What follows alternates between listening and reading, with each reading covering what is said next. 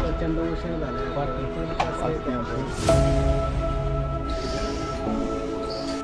ठीक आहे, दिवाळीच्या शुभेच्छा. चला, म्हणून लग्न लवकर करा. बुटामध्ये काटे घुसले. रायकर साहेब यांनी पाठ टाकली. हे शिवीगाळ करतात. काका सांगतात वाघ आहे इथं. या समान नेडा आपण राजगडावरती बघतो.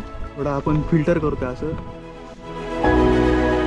हा सकाळपासून केलेला हा तिसरा गड आहे, त्याच्यामुळे एनर्जी थोडी डाऊन आहे. ते दिसतंय ते मार्कंडेय ऋषींचं मंदिर आहे. तिथून एकदम एक्झॅक्टली समोर हे सप्तशृंगी मातेचं मंदिर दिसतंय. आपल्याला मार्कंडेय गड उतरता उतरता 7 वाजले. रामराम मित्र, आत्ता वाजलेत रात्रीचे 1:30. आपण निघालोय नाशिक जिल्ह्यात 7 माळ डोंगर रांगेची सफर करायला. आपल्याला घ्यायला गाडी येते, बघूया कुठं. गाडी आली आता.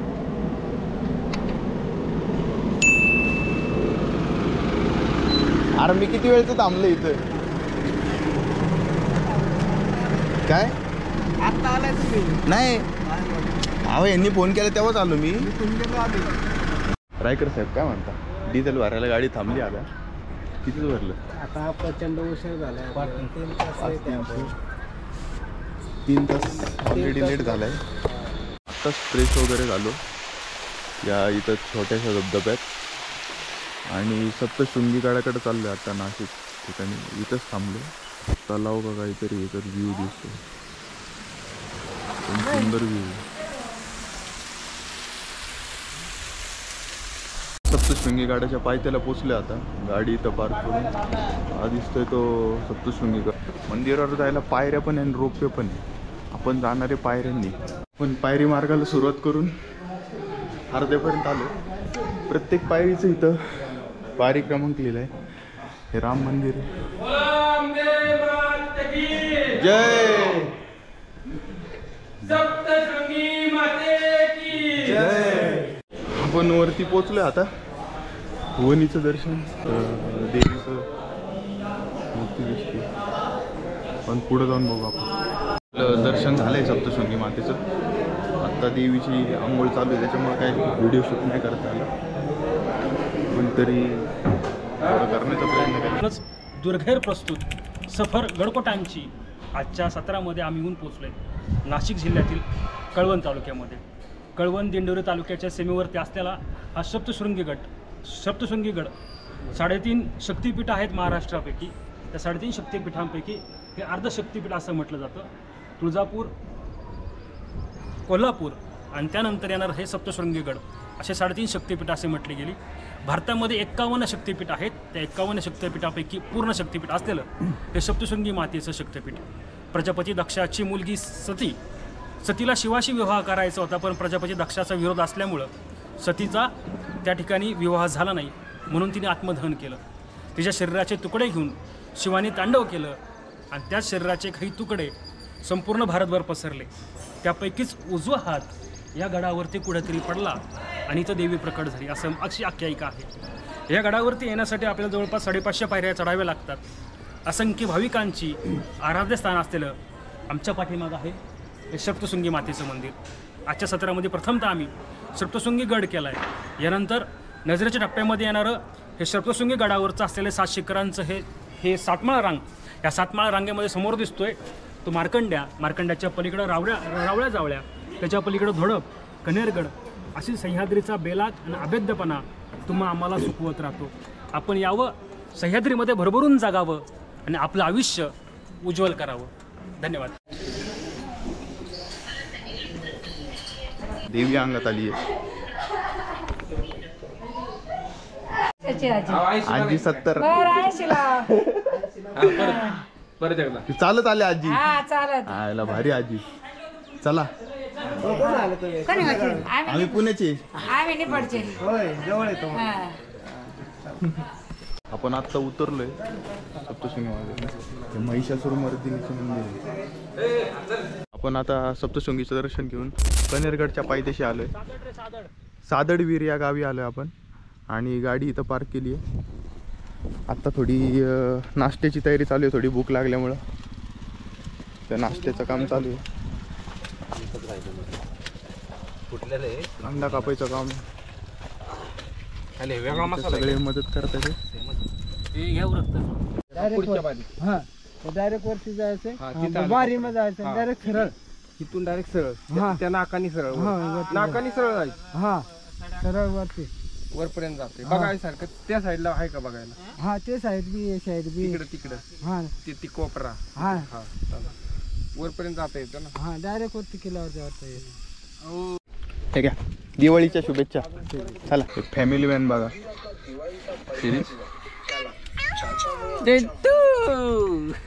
हे लग्न झाल्यावर असं असतं म्हणून म्हणतो म्हणून लग्न लवकर करा गाडी इथं लावली आपण नाश्ता वगैरे झाला आणि आता आपण गाड्याच्या दिशेने चाललोय बाकी सगळे वरती गेलेत आम्ही तिघच रस्ता चुकले रायकर मी आणि बळी त्यात बुटामध्ये काटे घुसलेत काढत बसले आम्ही आता चेतन सर बरोबर गेले चुकलेला रस्ता थोडासा सापडला आता मळलेली वाट एक सापडली आपण चाललोय पुढं भोयटे साहेब सारखे फोन करतात ते खूपच वरती गेले ते पण बघू आहे का इथे एवढी चला पुढे गेल्यावर बघू आता काय सापडलं हा ना मेन रस्ता सोडून आम्ही जरा दुसरीकडे भलतीकडे गेलो होतो थोडंसं नियोजन फसलं आमचं परत नाही फसणार थोडं पळत आलो दम लागला थोडा रायकर साहेब बसले साहेब बसले रक्त आलं कुठून तरी कुठून आलं काट लागला असते तोंडात न रक्त आलं वर फक्त केसात दम लागले या मळलेल्या वाटेने थोडस वरती आलो रायकर साहेब यांनी पाठ टाकली जरा यांचा आवाज वरती येतोय असं वरती जायचं वरती गेल्यावर भेटू सगळे आम्हाला भेटले तिथं सगळे सोडून आले होते आम्हाला चुकून आले सगळे आम्हाला तुमची खाली जोत बसला होता काय करणार होता बोला हे शिवीगाळ करतात चुकीचं आहे हे चुकीची गोष्ट आहे तुमच्या वेळ गेलाय राव आमच्यामुळेच बाबा काय बोलायचं आता जाऊ दे सॉरी परत नाही म्हणणार वाट सोडून कुठं तिकडे बोंबलत गेलता पलीकडे रस्त्याला माहिती असतं तर काय त्याला बोंबला गेला असतं तिकडे होती की तुमची रायकरांच्या आधी लागायचंच नाही ना पहिल्यांदा आली कुठे गेलं रायकर पहिल्यांदा आली किल्ल्याच्या अंतिम टप्प्यावर आलोय आता तो थोडंच राहिले आणि शेरड आता आपल्या मदतीसाठी आलीत वाट दाखवायला शेरड आलीत आता बाबा पण आपल्याला वाट दाखवत या घाबरतात ती रात्रीचे वाघ दिसतात का रात्रीचे काय फिरत असेल पण येत आहे वरती नाही का तुम्ही बघितलेत का मग सकाळी का रात्री दिवसावरती जाऊ अयो शेळे धरून घेतले होते ना माझे काय धरले शेळे हा सोडलं का मग का खाल्लं नाही खाऊन टाकलं ना त्याने बापरे मारून टाकलं म्हणते काय किती शेळी नेले एक नेले होते हा एक सोडवली होती बुवा. एकदाच झालतं का सारखं होतं कधी कधी होतं ना ते आहेच ना जंगल आहे आता हो त्याच्यामुळे काय मला काका सांगतात वाघ आहे इथं जरा जपून 1-1.5 तासाच्या चढाईनंतर थोडं चुकत मुकत शेळ्यांच्या मागं आपण गडमाथ्यावर आलोय कणेरगडाच्या लोळे सर एक थोडंसं सांगतात आपल्याला ती माहिती ऐकून घेऊ आपण नभाशी हस्तावलंबन करणारे हे सह्याद्रीचे गिरीशिखरे महाराष्ट्रातील ही अजंठा सातमाळ डोंगररांग या सातमाळ डोंगररांगेमधला प्रवास करत असताना आजचा प्रवास येऊन ठेवला आहे किल्ले कणेरगडावरती नजरेच्या टप्प्यामध्ये समोर जी दिसती ती खाली आहे ती कणेरवाडी किल्ल्याच्या एका बाजूला कणेरवाडी आहे किल्ल्याच्या दुसऱ्या बाजूला सारदळवीरवाडी नावाची एक वाडी आहे खरं तर आसमंतामध्ये उत्तुंग शिखराला पोचलेली ही सर्व गिरिदुर्ग आजही आजमितीलाही त्यांचा भव्यदिव्य इतिहास सांगतात किल्ले कणेरगडावरती चढत असताना किल्ल्याची पायरी ना पायरी घडीव स्वरूपात आखीव स्वरूपात आहे बऱ्याच टप्प्यांना किल्ल्याच्या कातळ पायऱ्या हे कोरलेल्या स्वरूपात पाहायला मिळते आत्ता किल्ल्याच्या माथ्यावरती आल्यावरती सुद्धा आपण पाहू शकता किल्ल्याचा पूर्वीचा राबता तिथल्या घडीव पायऱ्या तुम्हाला सांगतायत की किल्ला काय प्रकारे होता आणि किल्ल्याचं वैभव काय होतं रामजी पांगार यांनी हा किल्ला अभेद्यपणे जिवंत ठेवला आजही हा इतिहास सांगतो किल्ला की हा किल्ला लढाऊ मराठ्यांचा आहे, हा किल्ला शूरवीर मावळ्यांचा आहे. आज काळाच्या आड किल्ला बऱ्याचशा पर्यटकांकडून गिरी पर्यटकांकडून हा किल्ला दुरक्षित राहिला असेल तरी सुद्धा इतिहासाच्या पाऊलवाटेवर चालत असताना हा किल्ला तुम्हाला कायम खुणवत राहतोय. एक वेगळा इतिहास तुम्हाला सांगतोय. किल्ले कनेरगड. आपण असंच वरती बघितलं तर या नैसर्गिक असं नेडं दिसतंय. हेच या समान नेडं आपण राजगडावरती बघतो. हे पण नैसर्गिक नेडच आहे. आपल्याला गडाच्या अशा मध्यभागी आल्यावर आपल्याला अशी पाण्याची टाकी दिसतात. ही लागून 4 पाण्याची टाकी आहेत आणि अजून पूर्ण गडावर असे सगळे मिळून 8 ते 9 पाण्याची टाकी आपल्याला बघायला भेटतात. त्यातल्या त्यात हे टाकं शुद्ध दिसतंय, पण ह्याच्यातलं पाणी भरून घेतोय.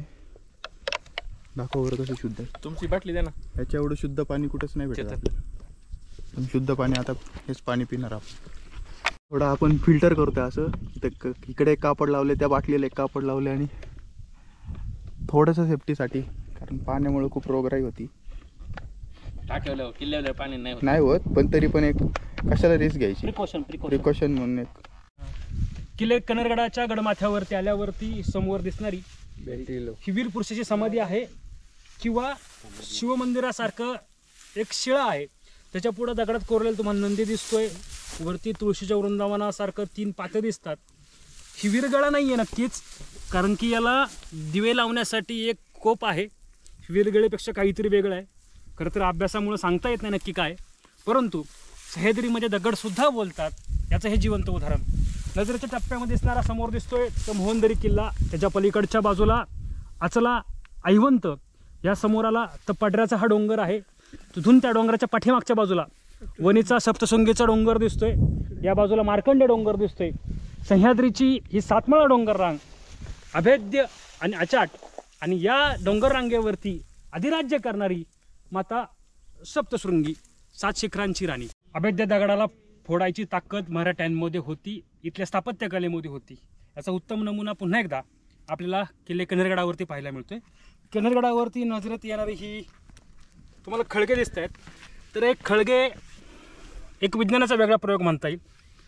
अभेद्य दगड फोडण्यासाठी लाकूड एका खड्ड्यामध्ये पुरलं जायचं. याच्यामध्ये लाकूड टाकून त्याला पाणी दिलं जायचं. जसं जसं लाकूड फुगायचं तसं तसं दगड फुटत जायचा आणि फुटलेला दगड बाजूला करून इथं सुंदर असं टाकं व्हायचं. असं वेगळं स्थापत्य तुम्हाला या ठिकाणी पाहायला मिळते. याच्यामध्ये लाकूड टाकायचं, त्याला पाणी देत राहायचं, लाकूड फुगायचं, त्याने दगड फुटायचा. असं जगावेगळं तंत्रज्ञान या मराठ्यांनी इथल्या आपल्या आदिमानवांनी शोधून काढलं आणि असाध्य ते साध्य केलं. यालाच सह्याद्रीचा जिवंतपणा म्हणतात. आपण पूर्ण किल्ला बघून या नेड्यापाशी आलोय परत, आणि आता गड उतारायला चाललोय. पूर्ण किल्ला एक्सप्लोर झाला आपला, तुम्ही व्हिडिओमध्ये बघितलंच आहे. चला आता खाली गेल्यावर आपल्याला परत मार्कंडे करायचं. आता बघू पुढे गेलं. दुपारच्या 3 वाजले जवळपास. आपण थोडा जेवायसाठी एक अल्पोपार थोडासा स्नॅप घेतला, म्हणजे थोडासा थांबलोय आपण. दुपारच्या सत्रात आपण जेवण वगैरे उरकून मार्कंडे ऋषींच्या पर्वतावर निघालोय. इथं गाडी पार्क करून आपल्याला या मार्गे असं तो पर्वत दिसतोय त्या ठिकाणी जायचं. बघू आता किती वेळ लागतो. जवळपास अर्धा गड चढून आल्यावर आपल्याला ही लोखंडी पायऱ्यांची वाट दिसती. इथून पुढं अजून अर्ध्याच्या वर आहे. खूप चालायचं अजून आपल्याला. चला, जवळपास 1 ते 1.5 तास आपण चढाई करून आलो, तरीसुद्धा आपण अर्ध पण अंतर पार नाही केलं. खूपच बालड्या असा हा कडा दिसतोय. आता या कड्यावर आता आपल्याला वरती जायचं आहे. म्हणजे अजून जवळपास 1 ते 1.5 तास अजून वरती चढत जायचं आहे. त्या रेलिंगच्या इथून पुढं या पठारावरनं चालत आल्यावर आपल्याला कालिका मातेचं मंदिर दिसतंय. मगाशी हातात वाजला ना. कालिका मातेचं मंदिर आहे इथंच. पाय पडून आपण आता वरच्या दिशेने प्रस्थान केले. आता अजून वरती जायचंय. हा सकाळपासून केलेला हा 3रा गड आहे, त्याच्यामुळे एनर्जी थोडी डाऊन आहे. सफर सह्याद्रीतल्या 7माळ डोंगर रांगेची जी अजिंठ्यापासून चालू होती, ही 7माळ रांग त्यातलाच आत्ताच्या सत्रामध्ये चाललेला पाठीमागं दिसतोय तर मार्कंडे किल्ला. मार्कंडे ऋषींच्या पदस्पर्शाने पावन झालेला हा मार्कंडे किल्ला. सप्तशृंगीपासून काही हाकेच्या अंतरावरती असलेला हा किल्ला समुद्र सपाटीपासून जवळपास 5700 मीटर उंचीचा आहे. एक सर्वोच्च शिखर ते नभासे हस्तांदोलन करत आहे. खाली कालिका मातेच्या मंदिराच्या इथून थोडं वरती आल्यावर आपल्याला इथं गुहा दिसत आहेत. त्या गुहेतून आपण जायचा प्रयत्न करू. या सातमाळ डोंगर रांगामध्ये जवळपास 17पेक्षा जास्त गड किल्ले एका रांगेमध्ये पाहायला मिळतात. याच गड किल्ल्यांना धरून मुरलीधर खैरनार यांनी शोध नावाची कादंबरी लिहिली. या कादंबरीमध्ये नायक होते या पश्चिम घाटातील या सातमाळ किल्ल्यातील हे डोंगर रांगा. छत्रपती शिवाजी महाराजांनी सुरतेची दुसऱ्यांदा लूट केली. या दुसऱ्यांदा लुटीनंतर राघोजींनी ते लुटीचं सोनं कुठे लपवलं हे काही कळलंच नाही. मुरलीधर खैरनारांनी तोच धागा पकडून त्यांच्या शोध कादंबरीमध्ये काल्पनिक किंवा वास्तवतेचा धागा पकडून एक सुंदर अशी रंजक अशी कथा लिहिली. ती कथा संपूर्ण घडती हातगड, अचला, बहुला, सप्तशृंगी गड, त्याच पद्धतीने मार्कंडेयगड इथल्या गडांच्या गुफेंभोवती. अशीच गुफा मार्कंडे गडावरती आल्यावरती पाहायला मिळते. खरं तर काळजाला धडकी भरवणाऱ्या या गुफा आपण पाहू शकता.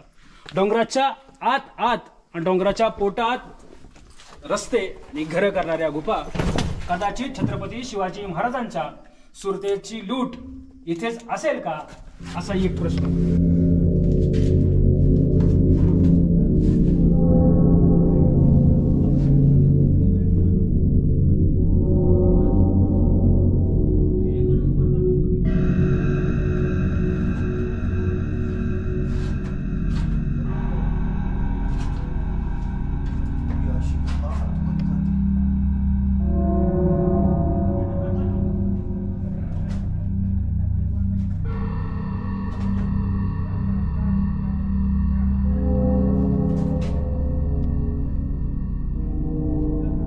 जवळपास 2 ते सव्वा 2 तासाच्या अथक प्रयत्नानंतर, खूप मेहनतीनंतर, कडक चढाईनंतर आपण या टप्प्यापर्यंत येऊन पोचलो आहे.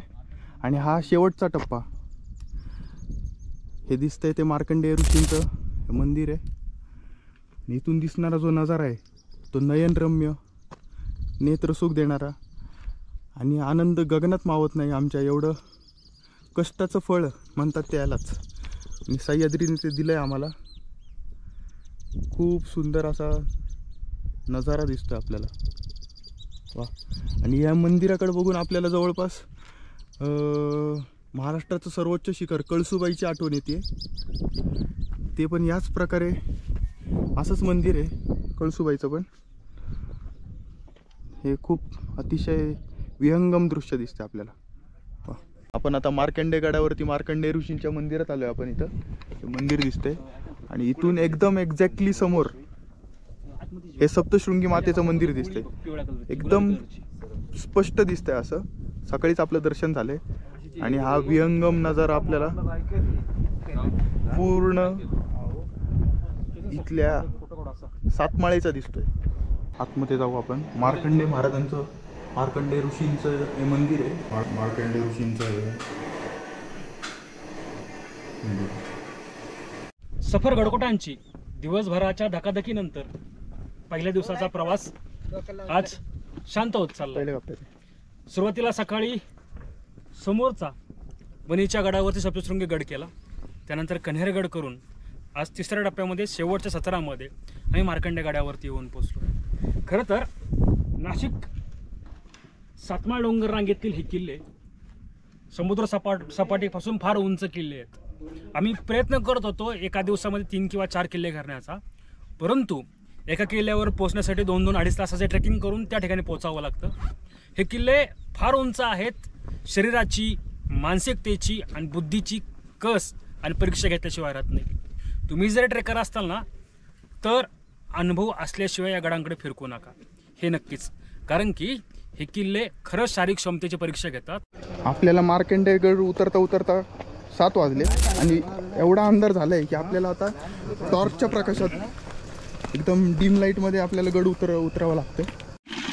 आपण जिथं मुक्काम केलं आहे मुळानेवणी गावात, त्याच गावात इथं एक शाळा आहे. त्या शाळेत आपण पाणी भरायला आलो आहे आणि खूपच अंधार आहे. इथं काही दिसत नाही आहे. बघा आपलं असा अवतार आहे. बॅटरी वगैरे लावून पाणी वगैरे उडून पिण्यासाठी पाणी भरतो आहे. टाकीतलं पाणी. आजच्या सत्रात आपण सप्तशृंगीगड बघितला, त्याच्यानंतर कणेरगड बघितला. कणेरगड बघून झाल्यावर आपण मार्कंडेय ऋषींचा मार्कंडेयगड बघितला.